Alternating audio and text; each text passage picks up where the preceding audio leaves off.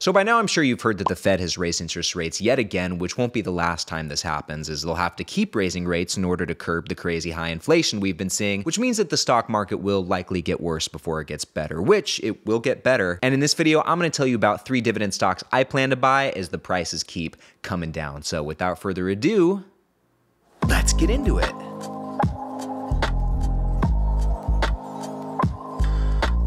Alright guys, now during this really interesting time in our investing journeys, what I'm looking to invest in are companies that, number one, I think can weather the storm and continue to make dividend payments and ideally continue to grow them, and number two, are at a good valuation, which one of the companies we're talking about today, the valuation is actually a little bit questionable, but you'll see what I'm talking about later in the video. At any rate, getting into the first stock we are going to be talking about today, this one is Lowe, ticker symbol LOW, which is the most recent addition to my dividend stock portfolio. I started buying into Lowe's maybe 5 or 6 weeks ago now, and I started buying it at a share price that's considerably higher than where it's at today. As you can see, it's sitting at just under $173 per share, guys. I was buying it like right up in here. Well, not quite that high, but right up in here. Okay, about $200, $205 per share, and it's come down quite a bit since then. And I welcome it, guys. The PE ratio right now is 12.67, and diving a little bit deeper into that, that's, nearly 31% lower than this company's 5-year average PE ratio. So on a historical basis, Lowe's is looking pretty cheap compared to where it usually sits, which is why I want to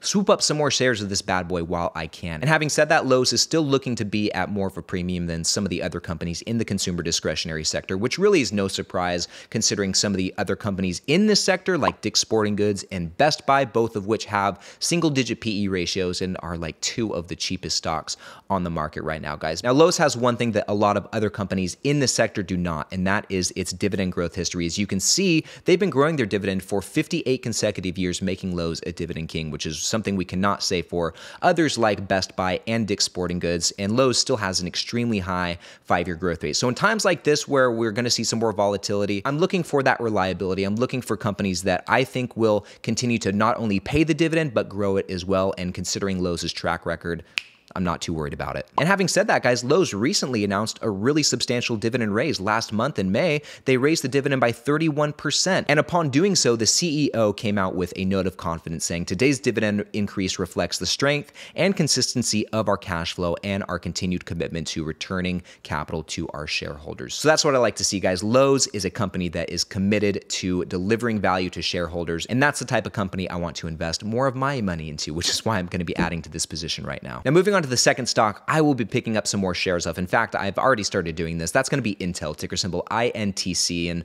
on that note, let's just get a couple things out of the way, guys. Yes, Intel has competition with AMD and NVIDIA. Those are 2 of their biggest competitors, and probably even Apple now that they've started making their own chips. And yes, right now there is a major worldwide chip shortage. And also, yes, Intel is spending a lot of money to invest in more fabrication plants, which actually could help with the chip shortage. And if they're able to successfully execute on this, guys, the opportunities are pretty great. There's a lot of potential upside with Intel right now, but keep in mind, guys, this might take a few years for all of this to come to fruition. So an investment today into Intel really is a multi-year bet. You got to think maybe 5, possibly even 10 years down the road. But like I said, there's a lot of potential upside, which is why I want to add to my Intel position, especially right now, because just like Lowe's, it has really come down in share price. Year to date, Intel is down 30%, 30.5%. This is the first time I've seen Intel this cheap, and looking at the PE ratio, guys, it's nearly touching single digits. And going over to the valuation page, diving a little bit deeper into this, Intel is a lot more attractively valued than many of the other companies in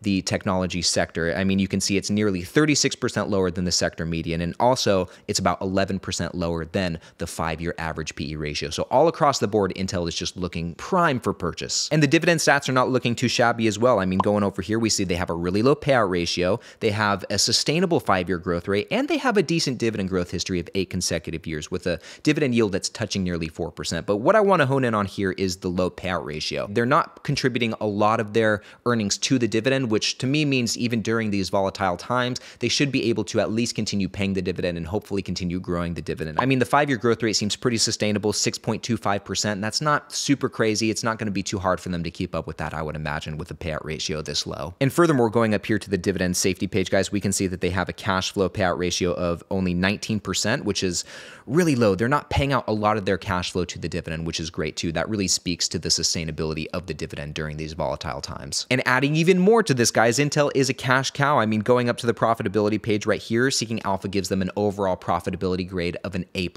And there's a few things we see right here. We see a pretty high gross profit margin, over 54%. We see a really high net income margin, nearly 32%. And we see a decent free cash flow margin of nearly 11%. So all of these things combined tells me that Intel will continue to pay dividends out to shareholders, which is what we're looking for, guys. We're after that cash flow. Now, moving on to the third and final stock of the day. This is one that needs no introduction. We're talking about Apple, which of the three is the only one I don't have in my portfolio yet. But if you've been watching my videos, you'll know that Apple has made its way onto my watch list. I'm keeping a close eye on Apple. And this is the one where I said earlier the valuation's a little bit questionable, okay? It's not quite where I want it yet. It's getting there. It is coming down and it is touching its 52-week low, but the PE ratio is still a little bit high, sitting at 21.17. But Apple, as you guys probably already know, trades at a pretty high premium anyways, and its current PE ratio is only about 4% lower than the 5-year average and is still a lot higher than the sector median. Really, my plan with this company is to just, like I said, keep an eye on it, keep watching it, and see what the share price does. I think in the short term, we'll see Apple continue to come down. For better or for worse, I'm trying to, in a sense, time when I start a new position in this company. Because I think it's going to continue going down in the short term, I'm okay sitting on the sidelines and just watching to see what it does. Nonetheless, I don't think there's any disputing that Apple is a fantastic company to have in your portfolio. And going over to the dividend scorecard page, guys, we can see the payout ratio is super low, not even 15%. This is the lowest payout ratio we've seen all day, which to me suggests Apple is not going to have any trouble at all paying their dividend well into the future. And they have a pretty reasonable growth rate, nearly 9%. It's not super high. It's also not super low. I'd be comfortable with this growth rate. Definitely sustainable to say the least. And they have a dividend growth history of 9 consecutive years, which, like I said, I don't imagine they'll have any trouble keeping up with this, considering a few things. How low their payout ratio is, number one, but also just taking a look at their financials. They're in a great spot to continue paying and growing this dividend. So taking a look at a few quick metrics on the financials page, we're looking at their income statement. You guys can see here this revenue growth chart is just doing nothing but going up, trending upward as time goes on. And continuing to scroll down, guys, taking a look at the net income right here. Same thing, trending upward, so doing great on the bottom line. And they're also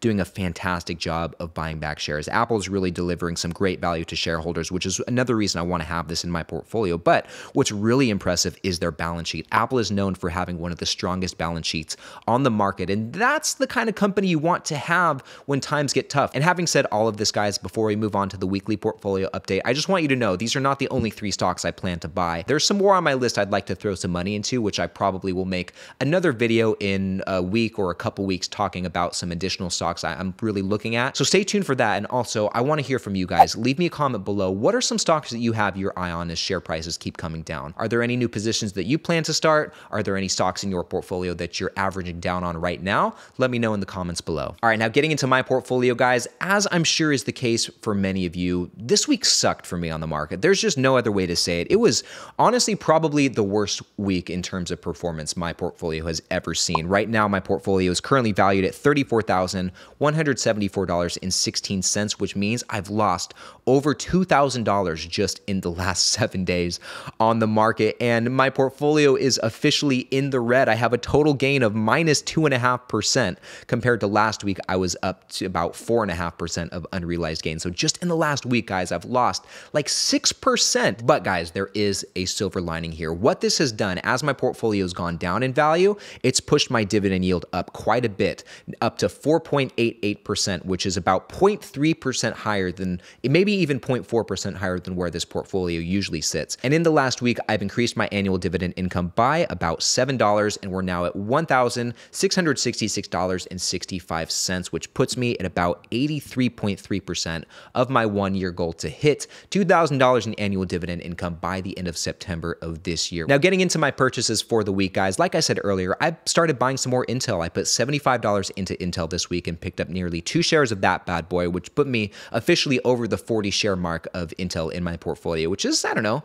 kind of a cool little milestone. And then I also invested another $75 into Lowe's, picked up 0.4 shares of that. Anyway, guys, if you want to learn about some really good recession-proof companies, then check out this video right over over here. The 3 stocks in this video are fantastic, sleep well at night stocks, even during the most volatile of markets. So click on this video right here, and I'll see you in the next one.